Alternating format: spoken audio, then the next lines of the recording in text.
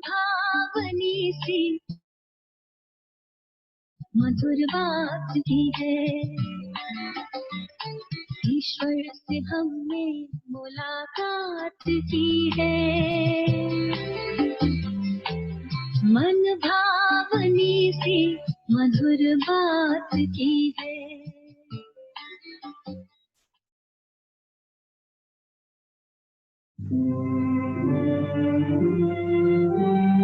दूर देश का रहने वाला आया, आया देश पर आए। दूर देश का रहने वाला आया, आया देश पर आए। मन से मन की पूछ रहा है, मन से मन की पूछ रहा है, हम न भेज पाए। दूर देश का रहने वाला आया देश पर आए। दूर देश का रहने वाला आया।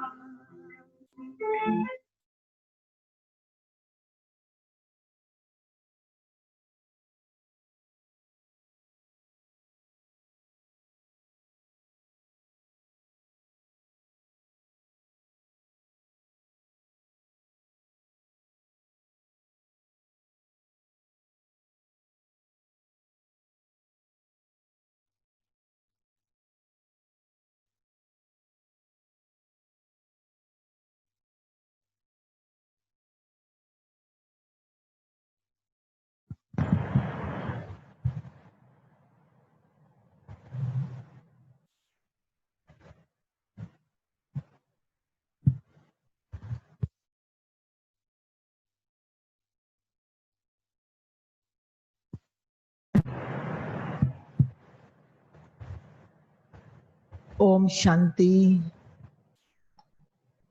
ओम शांति, ओम शांति। आज 31 तारीख की मुरली है। आज की मुरली में बाबा सुना रहे हैं, अगर कोई आपके सामने क्रोध करता है तो आप क्या करो। मान लो आया क्रोधी, आंखें उसकी लाल, ऐसे भड़का हुआ, बड़ा ऊंचा बोलता है, मैंने बहुत गुस्से में। तो ऐसे समय अगर आप उसके साथ, क्रोध वाले के साथ क्रोध करने लगेंगे तो क्या होगा। युद्ध का मैदान तो बन ही जाएगा। युद्ध के मैदान में कहते ही हैं कोई मरेगा कोई मारेगा, ये सब कुछ होगा। लेकिन बाबा ने हम बच्चों को विशेष क्या कहा है कि क्रोध जो करता है वो उस समय आत्मा अपने संस्कारों के वश है, देह अभिमान के वश है। तो जो परवश आत्मा होती है उसके लिए हमारे मन में आए कि ये बहुत क्रोध करता है, ऐसे बोलता वैसे बोलता, आ तो जाता है। लेकिन बाबा ने कहा कि उसको और ही अधिक स्नेह दो, जो क्रोध करता है उसको और अधिक स्नेह दो। क्यों स्नेह दें? क्योंकि क्रोध के साथ क्रोध करेंगे तो उसका और अग्नि बढ़ेगी। जिसको कहते हैं आग जल रही है, उसके अंदर अगर घी डालोगे तो आग बढ़ेगी ना। तो स्नेह को बाबा हमेशा जल कहते हैं, पानी कहते हैं। तो जितना अंदर से उस आत्मा के प्रति स्नेह होगा, क्योंकि ये अंदर की चीज है, उतना वो आत्मा ठंडी होती जाएगी। अब ये हमारा पुरुषार्थ है, बहुत बड़ा पुरुषार्थ है कि कोई अगर मेरे साथ क्रोध करे, कुछ ऐसा बोले और मैं फिर भी उसको महसूस ना करके उसको फिर भी स्नेह दूं। आमतौर पे क्या होता है, आमतौर पे होता है जो अगर क्रोध करता है, चलो मैं क्रोध के साथ भिड़ती तो नहीं हूँ क्रोधी के साथ, लेकिन अंदर से उस आत्मा के प्रति एक नफरत का भाव तो हो जाता है। कहते सचमुच बड़ा क्रोधी है, इसको तो देखने को भी मन नहीं करता, इससे बात करने का भी मन नहीं करता। और एक ये मन नहीं करता, एक मन में उसके प्रति जो है भाव और भावना भी बैठ जाती है। तो अब ये हमने इमेज बना लेते हैं, अब मैंने उसके लिए अंदर में नफरत भर रखी है। तो बाबा कहते हैं कि अगर आपने उस आत्मा के लिए नफरत भर रखी है तो ज्यादा दोष किसका है? ज्यादा दोष किसका है? क्रोधी वाले का है या नफरत वाले का है? ज्यादा दोष किसका है? देखा जाए तो क्रोध वाला तो है ही है, लेकिन उससे ज्यादा मैंने मन में बात रखी, उसके लिए घृणा भर रखी है, ज्यादा दोष मेरे ऊपर है। मैं घृणा क्यों करूं? बाबा ने कहा है बच्चे ये एक बहुत बड़ी स्टेज है, हर आत्मा का अपना पार्ट है। कोई रावण का पार्ट भी प्ले करता है तो कोई राम का भी करता है, वैरायटी पार्टधारी है। तो मेरा पार्ट तो उस समय क्या है? राम का पार्ट है, मेरा रावण का पार्ट तो नहीं है। अगर मैं उसको देख करके अपना पार्ट चेंज करती हूँ तो फिर जरूर है वो उस नाटक से तो निकाल देते हैं, लेकिन इस नाटक से तो निकलते तो नहीं है। लेकिन इसमें जो है मेरे नाटक में डिफेक्ट जरूर आ जाता है। और देखने वाले क्या कहते हैं? कहते चलो उसने तो क्रोध किया, वो तो गलत था, लेकिन आप भी तो राइट नहीं थे ना, आपको भी तो ऐसा नहीं करना चाहिए था ना। आप सुन लीजिए, उसके लिए कहते वो तो चलो ठीक है मानते हैं, लेकिन आपके लिए गलत है। अंगुली किसकी तरफ गई? अंगुली जो है जिसने नफरत मन में रखी उसकी तरफ। इसलिए बाबा कहते हैं कि बच्चे बहुत बड़ी बात है, ध्यान रखने की जरूरत है कि कभी भी जो है मानव क्रोध कोई करे, लेकिन हमारा पुरुषार्थ क्या है? उस आत्मा के प्रति भी स्नेह का भाव हो, तभी उसका भी परिवर्तन होगा और हमारी स्व की स्थिति भी श्रेष्ठ रहेगी।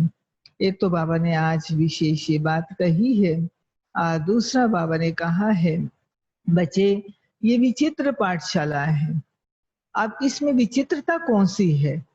विचित्रता ये है ना पढ़ाने वाला दिखता है ना पढ़ने वाले दिखते, फिर भी हम फिजिकल में है, शरीरधारी दिखते हैं, लेकिन आत्मा तो नहीं दिखती, पढ़ती तो आत्मा है ना। और शिव बाबा वो भी नहीं दिखता, वो पढ़ाता है। तो ये कमाल की पाठशाला है।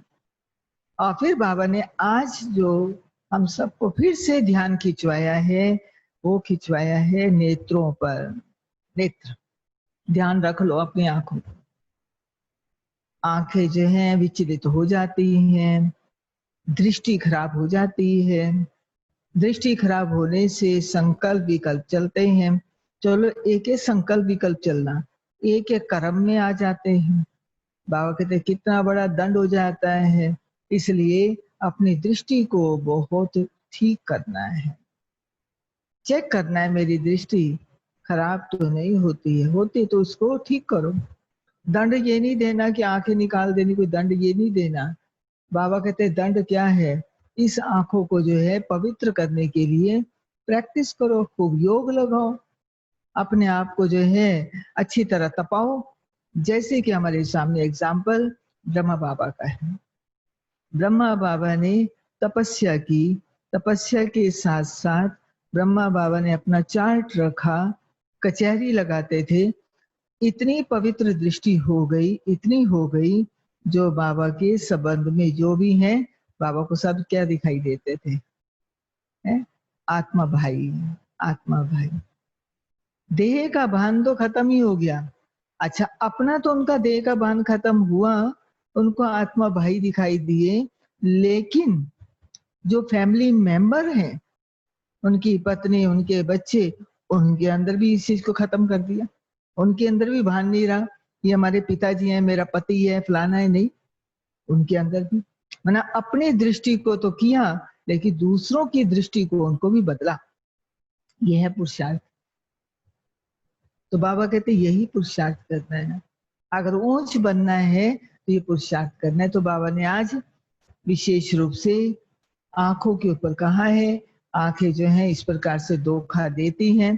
पीछे भी बाबा ने कहा था आंखें जो है देखती हैं, बीत बीत होती है, ये खा लें वो खा लें।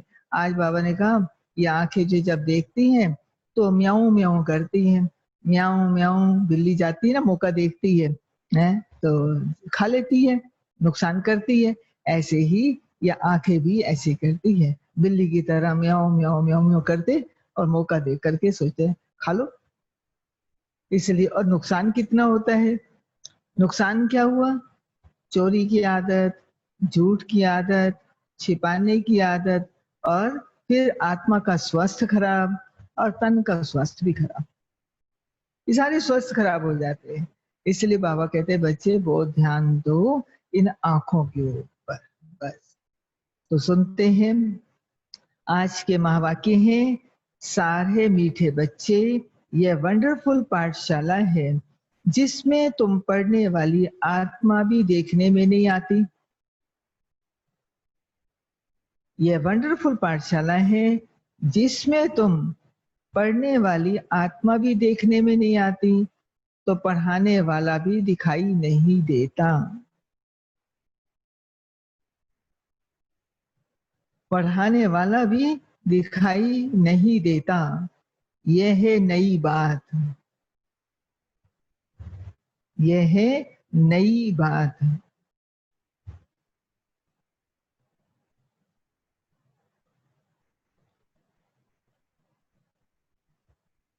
प्रश्न है, इस पाठशाला में तुम्हें मुख्य शिक्षा कौन सी मिलती है?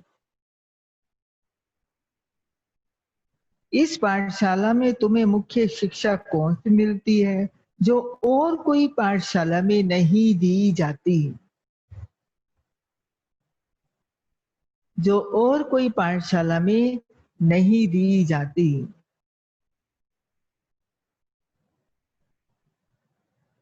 इस पाठशाला में तुम्हें मुख्य शिक्षा कौन सी मिलती है जो और कोई पाठशाला में नहीं दी जाती? तो कौन सी शिक्षा है? उत्तर है, यहाँ बाप अपने बच्चों को शिक्षा देते हैं, बच्चे अपने कर्म इंद्रियों को वश में रखना।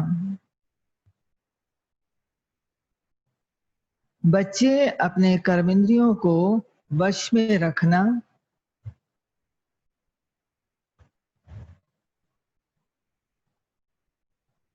कभी भी किसी बहन पर बुरी दृष्टि ना हो। अपने कर्म इंद्रियों को वश में रखना, कभी भी किसी बहन पर बुरी दृष्टि ना हो।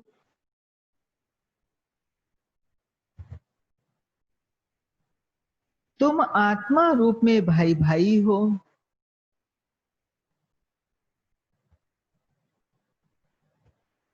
तुम आत्मा रूप में भाई भाई हो।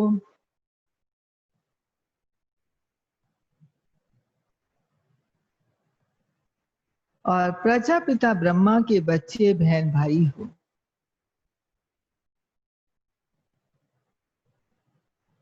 और प्रजापिता ब्रह्मा के बच्चे बहन भाई हो।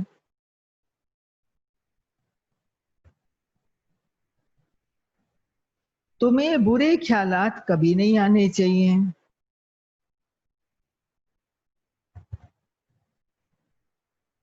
तुम्हें बुरे ख्यालात कभी नहीं आने चाहिए। ऐसी शिक्षा इस यूनिवर्सिटी के सिवाय कहीं भी नहीं दी जाती। ऐसी शिक्षा इस यूनिवर्सिटी के सिवाय कहीं भी नहीं दी जाती।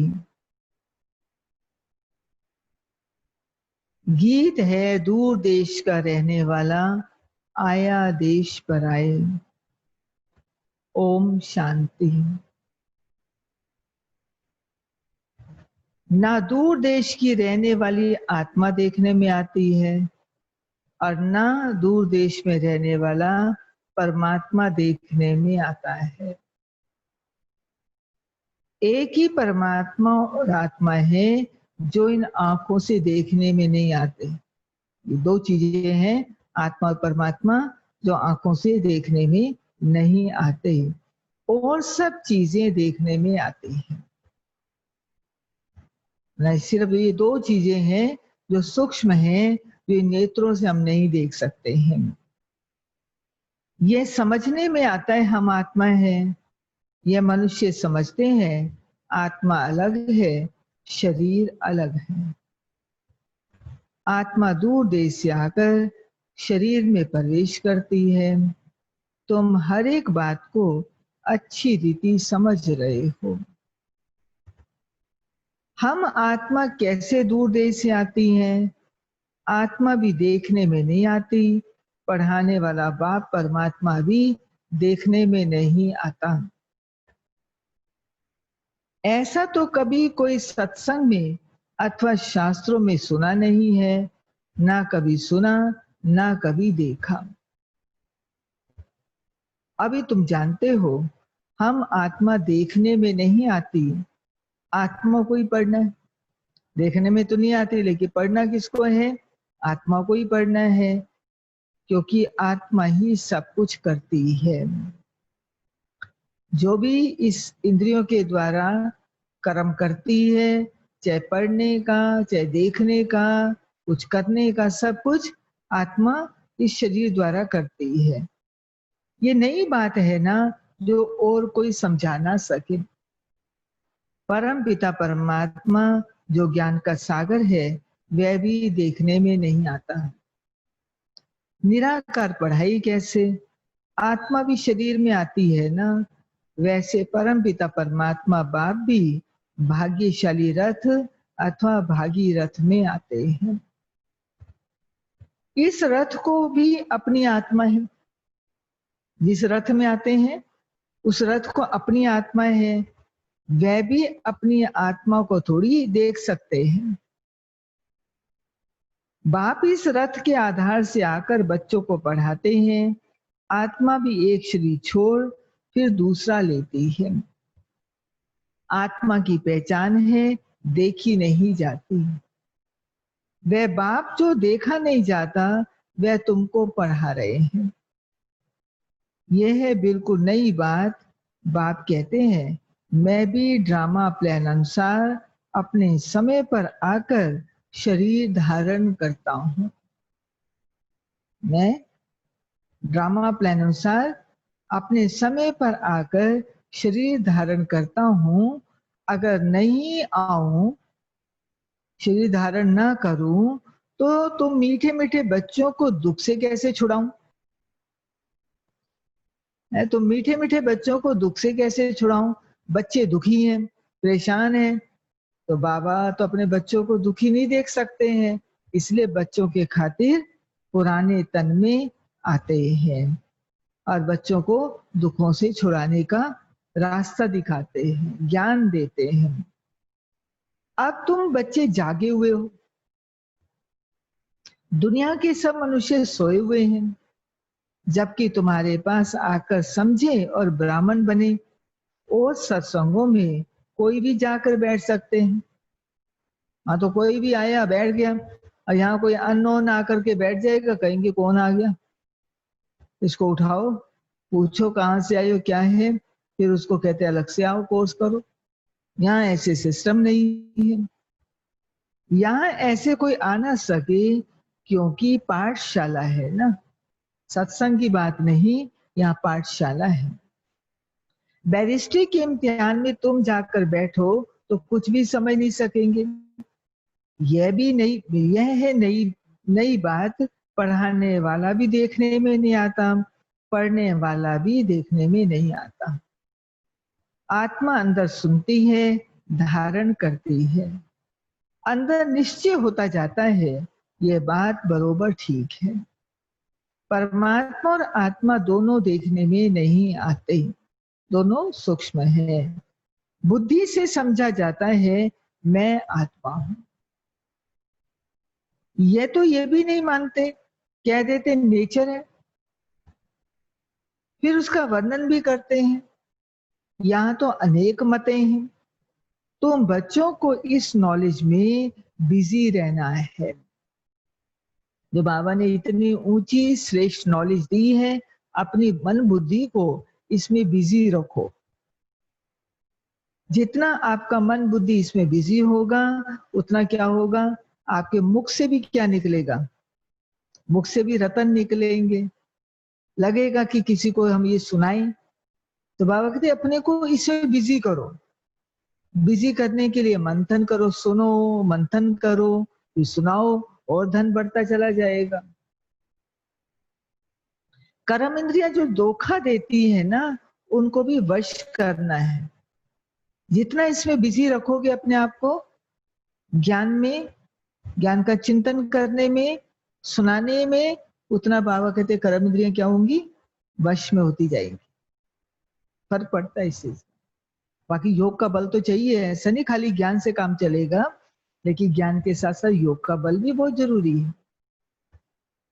मुख्य है आंखें जो सब कुछ देखती हैं, आंखें ही बच्चा देखती है तो कहती है ये हमारा बच्चा है, नहीं तो समझे कैसे।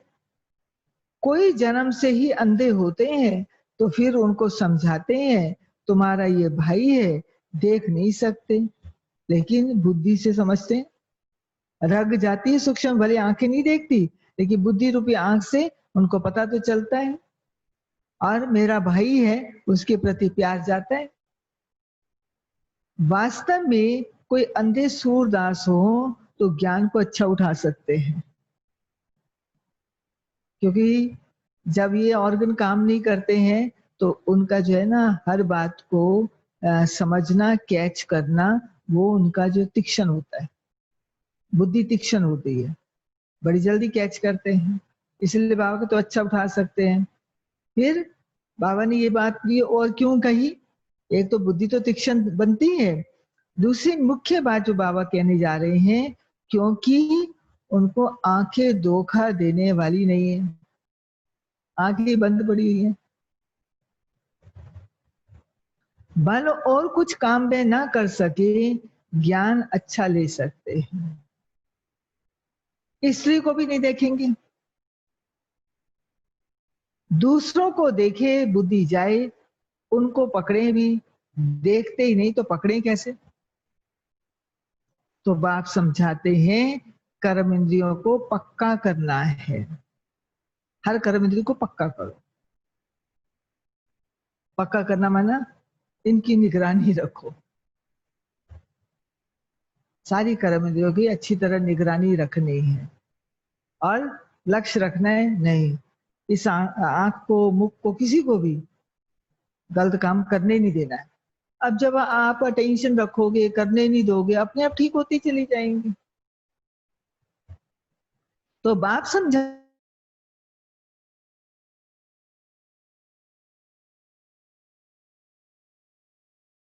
करना है, क्रिमिनल अर्थात बुरी है, तुम भी बुरी दृष्टि का जरा भी ख्याल ना आए। भल आजकल कलयुग है, भाई बहन भी खराब हो पड़ते हैं। आजकल तो बुरी हालत है, घोर कलयुग है, बहन भाई का भरोसा नहीं, यहाँ तक कि बेटी पिता का भरोसा नहीं। ये कलयुग की अंतिम चरम सीमा चल रही है। परंतु लॉ मुझे बहन भाई के बुरे ख्यालात नहीं रहेंगे, लॉ तो ये कहता है हम एक बाप के बच्चे हैं, बाबा डायरेक्शन देते हैं, तुम ब्रह्मा कुमार कुमारियां हो, तो ये ज्ञान पक्का हो जाना चाहिए। हम भाई बहन हैं, हम आत्मे भगवान के बच्चे, भाई भाई हैं, फिर शरीर में प्रजापिता ब्रह्मा द्वारा भाई बहन बनते हैं, क्योंकि एडॉप्ट होते हैं ना। बुरी दृष्टि जा ना सके, ये पक्का पक्का समझो, हम आत्मा हैं। बाबा हमको पढ़ाते हैं, हम आत्मा पढ़ते हैं इस शरीर से, ये ऑर्गन्स हैं, हम आत्मा इनसे अलग है। इन कर्म इंद्रियों से हम कर्म करता हूँ, मैं कर्म इंद्रियां थोड़ी हूँ, मैं इनसे न्यारी आत्मा हूँ। ये शरीर लेकर पार्ट बजाता हूँ, सो भी पार्ट कैसा, अलौकिक पार्ट। जैसे सब बजाते हैं वैसा नहीं, मेरा पार्ट कैसा हो, अलौकिक हो, न्यारा हो। और कोई मनुष्य ये पार्ट बजाते नहीं, है ना, अलौकिक, वो देह को देखते हैं, हम आत्मा को देखते हैं, हम हर एक की विशेषता को देखते हैं, माना हमारा दृष्टिकोण ही दूसरा है। तो बाबा कहते हैं आपका पार्ट अलौकिक हो, ये कोई मनुष्य पार्ट नहीं बजाते, तुम बजाते हो। घड़ी घड़ी अपने को आत्मा समझ बाप को याद करना। अलौकिक पार्ट आपका कैसे होगा? घड़ी घड़ी अपने को आत्मा समझ बाप को याद करना है। बाप हमारा टीचर भी है, गुरु भी है। वह साकार बाप टीचर गुरु अलग अलग होते हैं। यह निराकारी एक बाप टीचर गुरु है। यहाँ बच्चों को अब नई शिक्षा मिल रही है। बाप टीचर गुरु तीनों निराकारी हैं। हम भी निराकार आत्मा पढ़ती हैं, तब तो समझा जाए आत्मा परमात्मा अलग रहे बहुकाल। मिलना यहाँ ही होता है, जबकि बाप को आकर पावन बनाना होता है। मूल वतन में आत्माएं जाकर मिलेंगी, वहां तो कोई खेल नहीं है, वह तो अपना घर है। वहां सब आत्माएं रहती हैं, अंत में सब आत्माएं वहां चली जाएंगी। आत्माएं जो पार्ट बजाने आती हैं, वह बीच में वापिस नहीं जा सकती, जब तक सारा खेल पूरा नहीं होगा। कोई भी एक्टर सोचे कि मेरा पार्ट तो बुरा हो गया, मैं तो चला जाऊं, लेकिन नहीं। बाबा कहते यहाँ पर एक बार एक्टर ऊपर से आ गया, अब वो जब पूरा तब होगा जब अंतिम समय होगा, सारे इकट्ठे ही जाएंगे। पुनर्जन्म लेते रहना है ताकि सब आ जाए। सतो प्रधान से सतो रजो तमो में आ जाए। फिर पिछाड़ी में नाटक पूरा होता है तो तमो प्रधान से सतो प्रधान बनाना है। बाबा सब बातें तो ठीक समझाते हैं ना। ज्ञान मार्ग है ही सत्य, ज्ञान मार्ग है ही सत्य मार्ग। और जितना आप इस सत्य मार्ग पर चलते जाओगे, सत्यता पर चलते जाओगे, उतना क्या होगा? उतना क्या होगा? ये मार्ग आपको मंजिल पर पहुंचाएगा, भटकाएगा नहीं, क्योंकि आप सत्यता के रास्ते पर जा रहे हो। ये भटकाएगा नहीं। और फिर बाबा सत्यता के लिए क्या कहते हैं? सच तो विठो नच, खुशी में नाचेगा, ये उसकी पहचान होगी।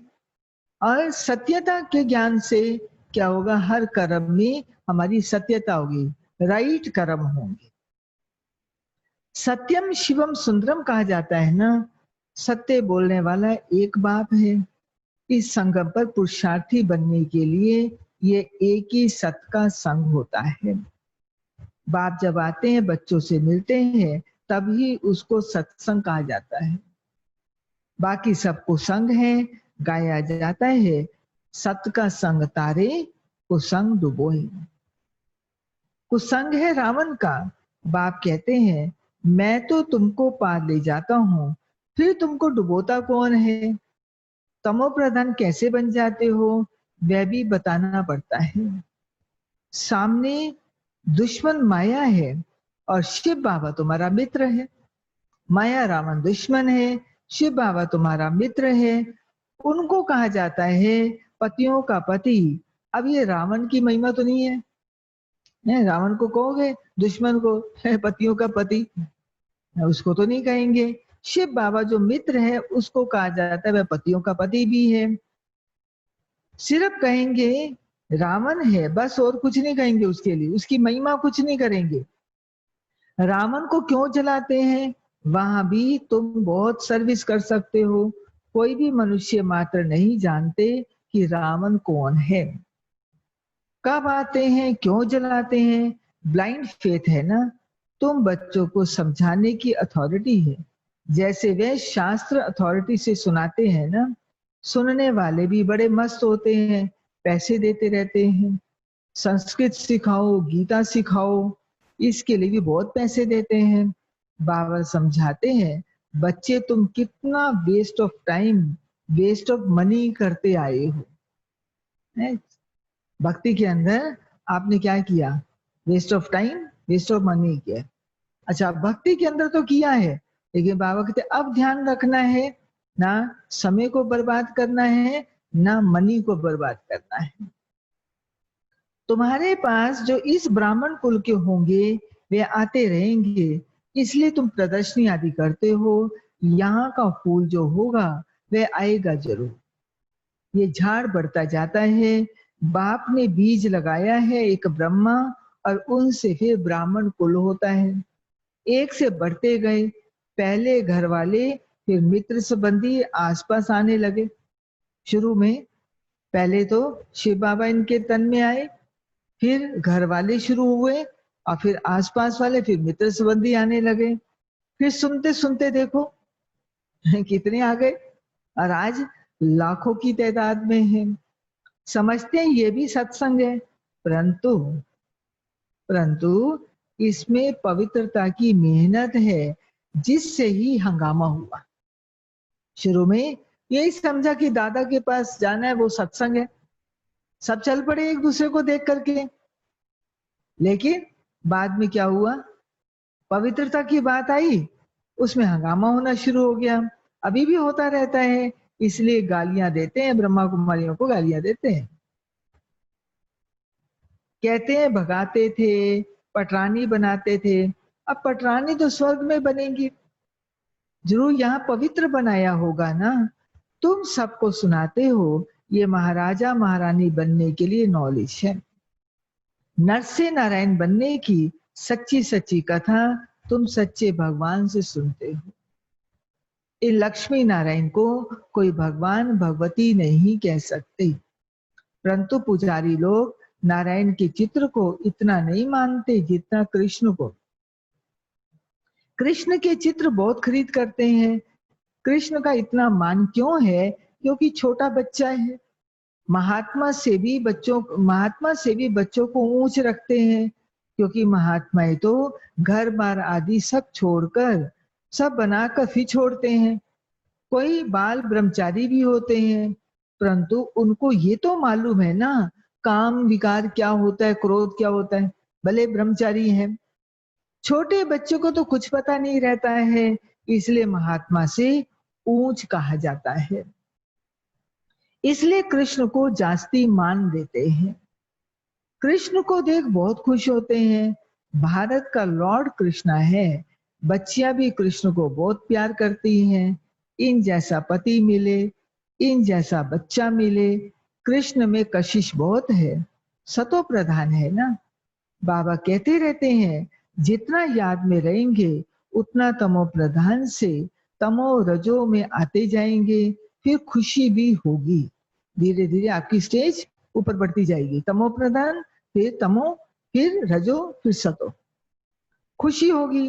पहले तुम सतो प्रधान थे तो बहुत खुशी में थे, फिर कला कम होती जाती है।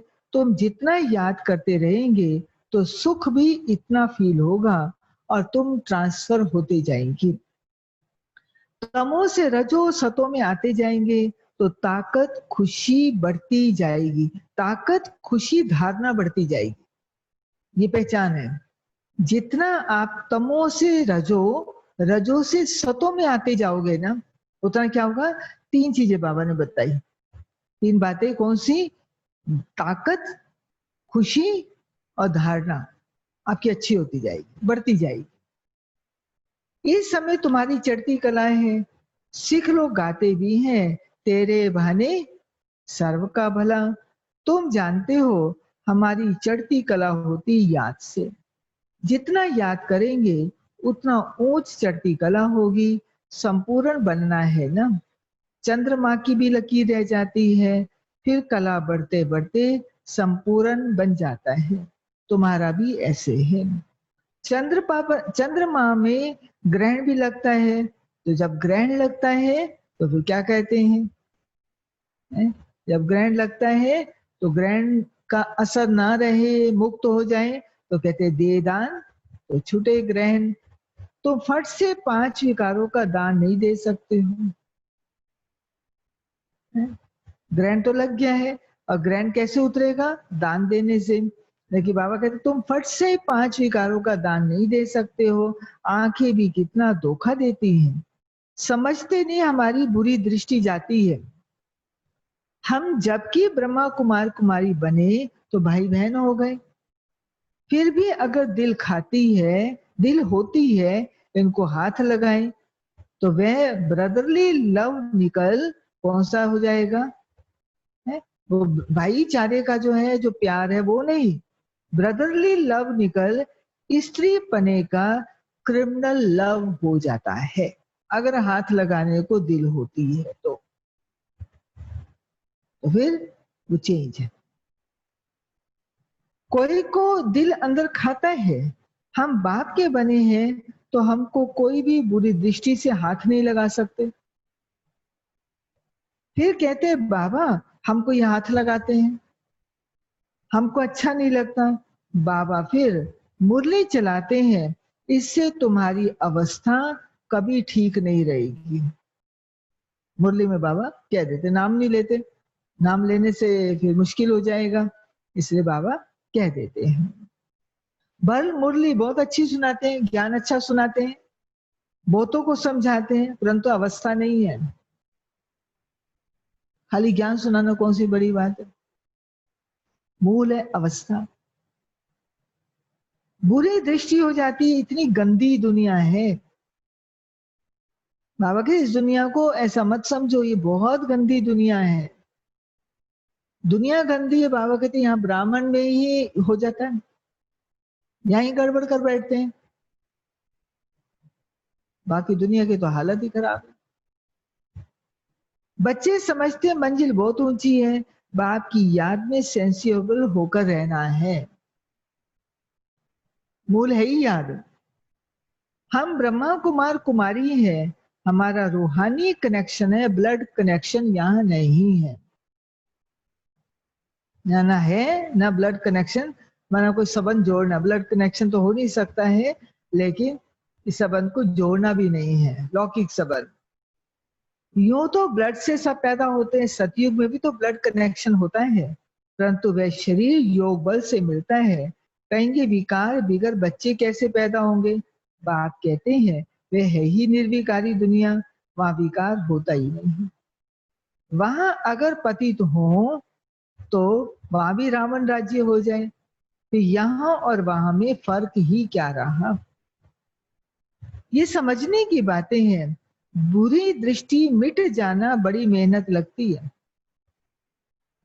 कॉलेज में स्कूलों में आजकल तो कोएड स्कूल है, लड़के लड़के इकट्ठे पढ़ते हैं, कॉलेज में तो होता ही था, लेकिन स्कूल ही ऐसे हैं।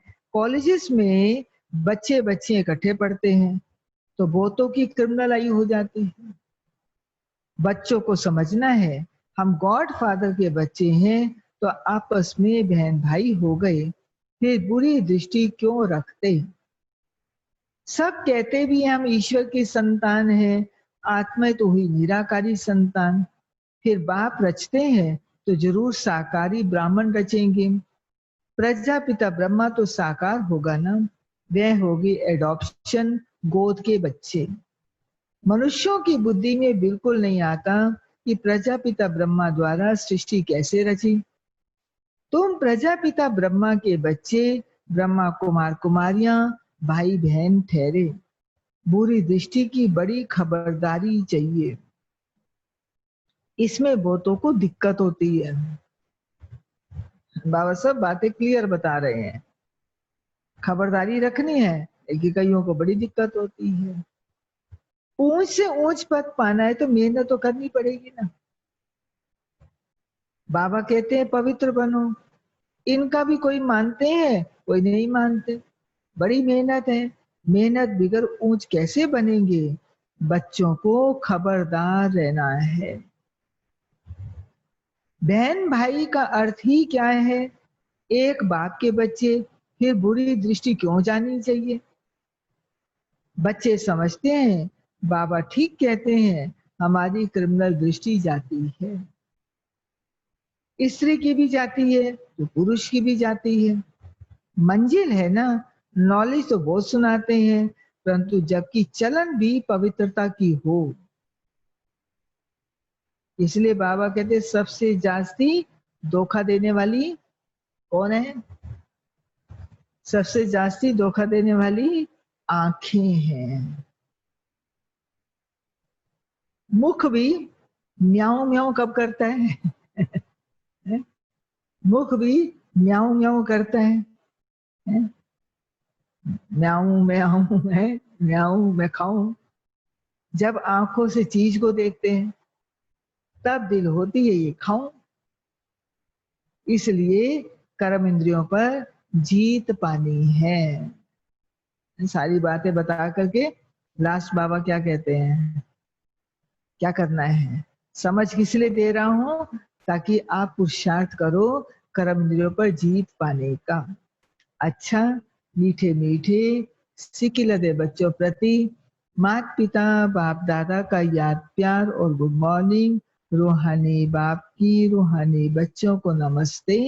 रूहानी बच्चों की रूहानी बाप को नमस्ते। धारणा के लिए मुख्य सार। फर्स्ट पॉइंट है पवित्रता की चलन अपनानी है। पवित्रता की चलन अपनानी है। बुरी दृष्टि बुरे ख्यालात समाप्त करने के लिए, बुरी दृष्टि बुरे ख्यालात समाप्त करने के लिए अपने को इन कर्म इंद्रियों से न्यारा आत्मा समझना है।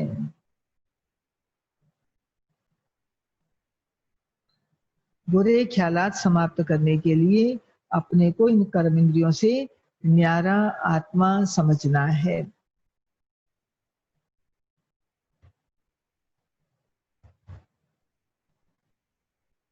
सेकंड पॉइंट है आपस में रूहानी कनेक्शन रखना है, ब्लड कनेक्शन नहीं।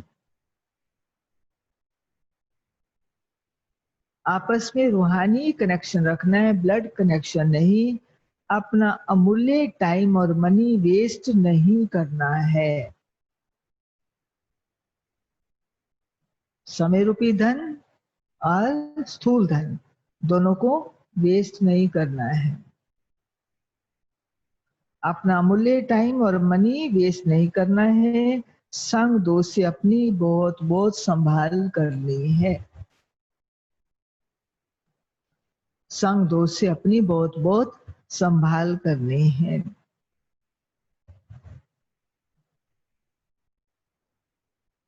वरदान। ब्रह्म मुहूर्त के समय वरदान लेने और दान देने वाले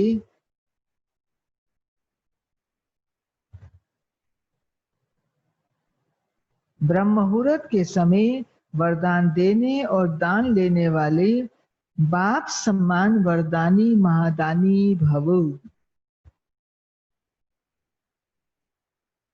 ब्रह्म मुहूर्त के समय वरदान देने लेने और दान देने वाले बाप समान वरदानी महादानी भव। इसका स्पष्टीकरण है ब्रह्म मुहूर्त के समय विशेष, ध्यान से सुने हम इसका स्पष्टीकरण। ब्रह्म मुहूर्त के समय विशेष ब्रह्मलोक निवासी बाप ज्ञान सूर्य की लाइट और माइट की किरणें बच्चों को वरदान रूप में देते हैं और साथ साथ ब्रह्मा बाप भाग्य विधाता के रूप में भाग्य रूपी अमृत बांटते हैं। सिर्फ क्या करना है, वो लाइट माइट की किरणें देते हैं वरदान के रूप से और वो भाग्य विधाता जो है भाग्य रूपी अमृत बांटते हैं।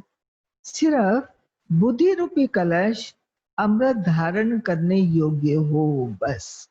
सुबह सुबह बाबा ये सब देते हैं तो कलश का ध्यान रखना है। किसी भी प्रकार का विघ्न या रुकावट ना हो तो सारे दिन के लिए श्रेष्ठ स्थिति व कर्म का मुहूर्त निकाल सकते हो, क्योंकि अमृत वेले का वातावरण ही वृत्ति को बदलने वाला होता है। इसलिए उस समय वरदान लेते हुए दान दो, अर्थात वरदानी और महादानी बनो। स्लोगन है क्रोधी का काम है क्रोध करना और आपका काम है स्नेह देना। क्रोधी का काम है क्रोध करना, आपका काम है स्नेह देना। ओम शांति। तो सुनिए आज की मुरली। आज की सारी मुरली में बाबा आंखों के ऊपर कहा अपनी दृष्टि की संभाल करो। बस ये दृष्टि ही, आंखें ही धोखा देती है। तो पास विद ऑनर बनना है या ऊंचा पद पाना है तो आंखों को ही आप ध्यान रखोगे। बल कोई बाबा ने कहा ज्ञान अच्छा सुनाते हैं, मुरली अच्छी चलाते हैं, लेकिन अवस्था चाहिए। अवस्था कौन सी? पवित्रता की। दृष्टि विचलित होती है। तो बाबा कहते इसलिए सबको बाबा सावधान करते हैं। अगर अंदर दिल होती है, हाथ लगाएं, इसका मतलब ये कि आपकी पवित्रता ठीक नहीं चल रही, आंखें धोखा दे रही है। इसलिए बाबा कहते एक एक इंद्रिय की निगरानी रखो, पक्का बनाना है, इसको मजबूत बनाना है। ये बाबा ने आज सारी मुरली में विशेष कहा है। अब क्रोधी को भी क्या करना है? स्नेह देना है। ये भी हमारा विशेष पुरुषार्थ है। इसमें बहुत नंबर है। अगर नंबर जोड़ने हैं ना, इसमें भी नंबर है। ये क्रोध करने वाला क्रोध कर रहा है, मैं फिर भी ऐसा नहीं, उसके प्रति मेरा कोई ऐसा भाव है, गलत भाव है, या दृष्टिकोण गलत है, या नफरत का भाव है, नहीं, फिर भी कोई नहीं। आत्मा है। आत्मा तो वास्तव में देखा जाए सतो प्रधान है। क्रोध जो किया है वो तो रावण की परवेशता ने करवाया है, ये थोड़ी आत्मा कर रही है। उसके प्रति फिर भी स्नेह का भाव आए तो बाबा कहते हैं कि वो आत्मा भी बदल सकती है और आपकी मनोस्थिति भी बहुत अच्छी हो सकती है। ये हमारा पुरुषार्थ है। तो चलते हैं, सबसे मुलाकात करते हैं। तो हमारे सामने बैठे हैं दिनेश भाई, ननीता बहन, भीमसेन भाई, निझामन जी, और ये कौन बैठे हैं? निर्मल वर्मा बहन और राधा बहन, सूरजभान भाई, मंजू बाला बहन, विजय भाई, पूनम बहन, अनिल भाई, अमित भाई, परविंदर बहन, डॉली बहन, मधु बहन, रमा बहन, रवि भाई, नीलम बहन, निर्मल माता जी, नरेंद्र भाई, ललिता बहन, युगल किशोर भाई और गायत्री बहन। इधर संतोष बहन, डेजी बहन और शिव सिंह भाई, मुन्नी बहन और इंदु बहन, अनुभा बहन, और हैं रचना बहन, गीता बहन, महेंद्र भाई और मंजू बहन, कविता बहन, अनिल भाई, त्रिमूर्ति, सतनाम भाई, माता जी, गगन भाई, और ये कौन बैठे हैं? ये पहचान में नहीं आ रहा, चश्मा, अनुपम बहन होंगी शायद, है अनुपम बहन है। अच्छा, और संजय भाई, कृष्णा माता जी, सुरेश भाई, राजेश भाई, और कौन बैठे हैं? गणेश भाई, मंजू बहन, सानिया बहन। ये सब जो दिखाई दे रहे हैं बहुत अच्छा है। सबको ओम शांति। बाबा को याद करते हैं।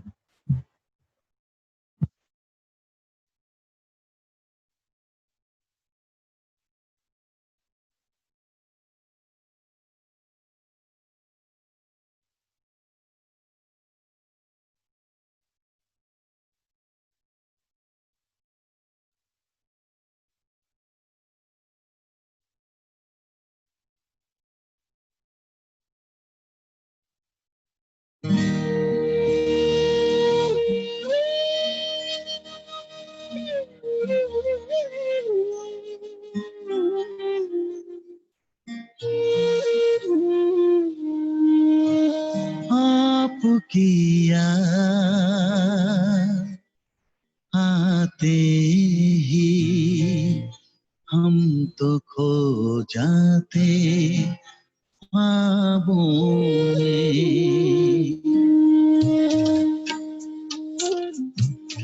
आपकी याद आते ही हम तो खो जाते ख्वाबों में। आपकी याद आते ही हम तो खो जाते ख्वाबों में, आपके पास आते ही हम समा जाते बाहों में, आपकी याद आते ही हम तो खो जाते ख्वाबों में, आपकी याद, आपकी याद, आपकी याद।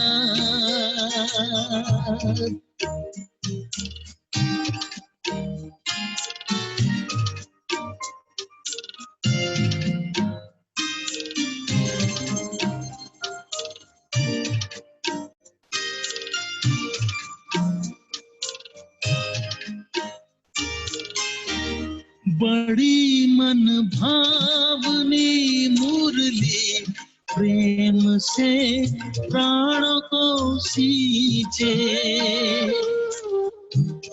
रसीली तान की ये डोर आपकी ओर ही खींचे, आपकी ओर ही खींचे, रूहानी स्नेह का जादू आपकी मीठी बातों में, रूहानी स्नेह का जादू आपकी मीठी बातों में, आपके पास आते ही हम समा जाते बाहों में, आपकी याद आते ही हम तो खो जाते ख्वाबों में, आपकी याद, आपकी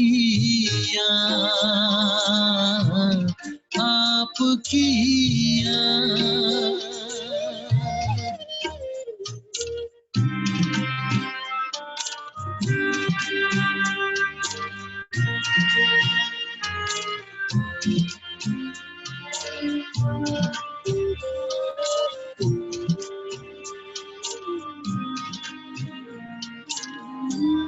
अलौकिक पालना देकर झुलाए संग जो झूले,